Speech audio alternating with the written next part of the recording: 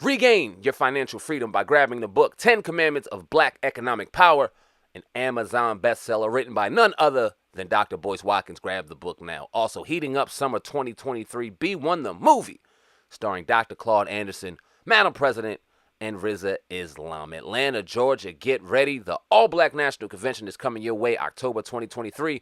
We had the privilege of attending an All-Black National Convention. It was an absolutely life-changing experience. To get a free Dr. Boyce Watkins Black Business School training on how to make money without working, text the word STOCK to 31996. What up, y'all? It's your man Sam, and here at Viral Hip Hop News. Go and hit that like button. Smash that notification bell, and if you're not subscribed to Viral Hip Hop News, ladies and gentlemen, what are you waiting for? Subscribe right now to the brand. Appreciate each and every one of y'all, and let's get to work. All right, I got a very interesting and crazy story for y'all. I am a Washington, former Redskins, former football team, currently a Commanders fan. And if you know anything about football, if you know anything about sports in general, you know that this man right here is the most hated, the absolute worst owner in all of sports. Dan Snyder, putting my life through absolute hell since the year 2000, since the turn of the millennium, when my team has been absolute dog shit with a couple of seasons here and there sprinkled in between for the better part of this millennium. Now, how does Jayz and Roc Goodell play into this equation? Well, as I'm sitting here celebrating the turn of a new era, Dan Snyder is finally getting voted out. And the reason why he's getting voted out is because there were some leaked emails involving Jon Gruden speaking very not good, very racially about DeMaurice Smith, a very prominent person within the NFL's Player Association.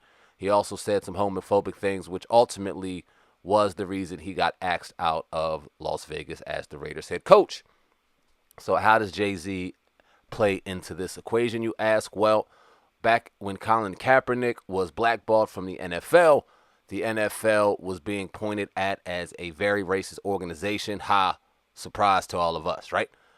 Also had the Brian Flores situation, also had the lack of black coaches in the NFL, the lack of black GMs in the NFL, and absolutely zero black owners in the NFL. There was a race issue at hand. The NFL seen it because it started hitting normal suburban neighborhoods and households, and now they had to answer to it, right? So they bring in Jayz, a famous black face, to kind of play damage control. Jayz smiles at the situation and goes, okay, I need a little more power within this structure if y'all need me to play blackface, right? Y'all not going to sit back and just play me as a clown. So, bringing all of this full circle, there was some leaked emails involving Jon Gruden. Like I alluded to, Jon Gruden is currently suing the NFL for their draws, socks, and everything in between. The NFL is in some deep, hot water.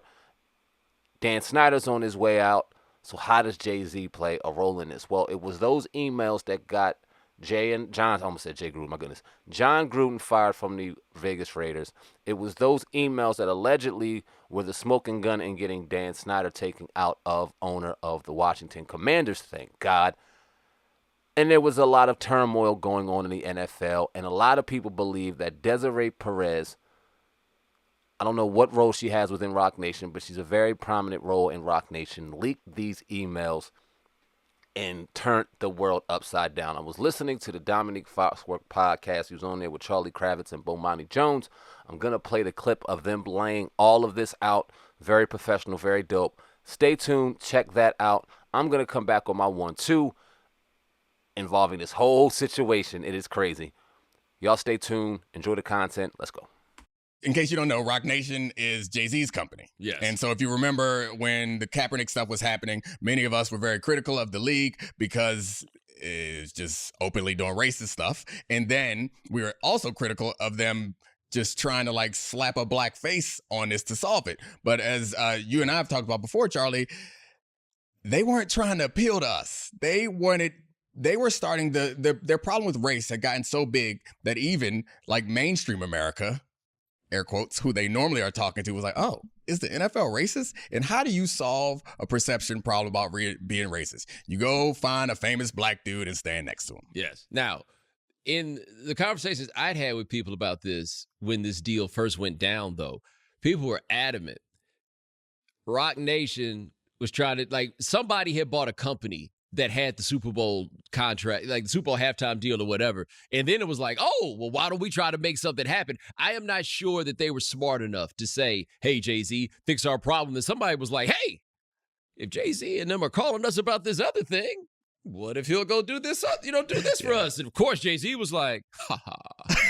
And then go do it. They framed it in the piece as pretty much Robert Kraft being like, hey, come over and help us out with this. But as I learned from you, Bomani, they actually forced the league into like approaching some pretty radical organizations. So while they did, and the reason why they were kind of forced into doing that is because they made the mistake that some businesses make is you go and get only one buyer. And when you get one buyer, that means that they have so much power. So as it's outlined in this article, they could not have a reputation for being a racist organization and then have a falling out with the blackface they hired. Yes. So then that group then has a lot more power and leverage to force you to do and say and behave in ways that you can't, because you can't show up the next day like, yeah, we got a Kaepernick problem and we got a Jay-Z problem. Right. And one thing about Jay-Z, he friend with rich white people too. Mm-hmm. Like he served that purpose for a lot of people. Yeah, he does. All right. So where this connects to the John Gruden story is Desiree Perez, the CEO of Roc Nation Sports. And the second batch of emails that leaked to the New York Times, it is rumored in this piece, or sourced or somewhat sourced rumors, that she may have leaked the second batch of emails that painted John Gruden also using homophobic slurs. This is what got Mark Davis to actually sort of force John Gruden to resign. He was at that point employing Carl Nassib and owned a WNBA team and didn't want to be associated with it. John Gruden realized his time was up and he resigned. Your friendly reminder, racism. You could beat that. You could beat that. He looked up and was like, because he called him. Remember that report first came out and it said that he called Goodell a slur or an unmentionable or something like that, but they didn't tell us which one it was. And then we found out what it was. And then Mark Davis was like, oh no, this one. Bridge too far and I know it. They knew we was just going to let the other one slide. That's a whole nother, again. All right, you heard Dominique Foxworth, Charlie Kravitz, and Bomani Jones. Bomani Jones and Charlie Kravitz being analysts. Dominique Foxworth actually playing in the NFL and being a part of the NFL Players Association, so they got intimate knowledge of this situation, why I thought it would be credible for me to play a little bit of what they said. You can go check them out on Dominique Foxworth podcast, available on ESPN. So I didn't play that because I think that Desiree Perez leaked emails, right? That's not what I'm saying, because ultimately I think it was Dan Snyder who did it, paying attention to this situation, and him having to sign an affidavit stating that he didn't do it, and him refusing to sign that affidavit. I know as of right now, they may have come to some type of agreement because everything is being pushed forward and he'll be out of here in a few days, right? But I'm bringing this to y'all attention because a lot of us gave Jay-Z a lot of criticism when he signed his contract with the NFL. A lot of us called him a pawn. A lot of us called him a sellout. A lot of us said, hey, let's wait and see. Let's see what Jay-Z has to offer. Now, hearing that information from Dominique Foxworth and the crew, Bomani Jones and Charlie Kravitz, do you now look at Jay-Z different? Did it seem as though he was trying to get in place to really make a power move and make some changes within the NFL? Because Roger Goodell does not like Jay-Z. It is clear. And is it because he was trying to ruffle feathers and he just wouldn't smile for pitches and be that token black dude? If, in fact, that is true, I think that's super dope. I think that's powerful, and I applaud Jay-Z for going in there and trying to ruffle feathers. And if, in fact, it was Desiree Perez, hey, Desiree, I know that you were being accused of being a rat and all this extra stuff, but you got my team back, and for that, I salute you. But leave a comment in the comment section. Let me know what you think of this situation. Definitely a crazy one. Hope you enjoyed the content. Leave a comment in the comment section. Until next time, till next story, Sam, and CEO, the brand viral hip hop news. I love each and every one of y'all. Love yourselves. And I'm out of here, man. Peace.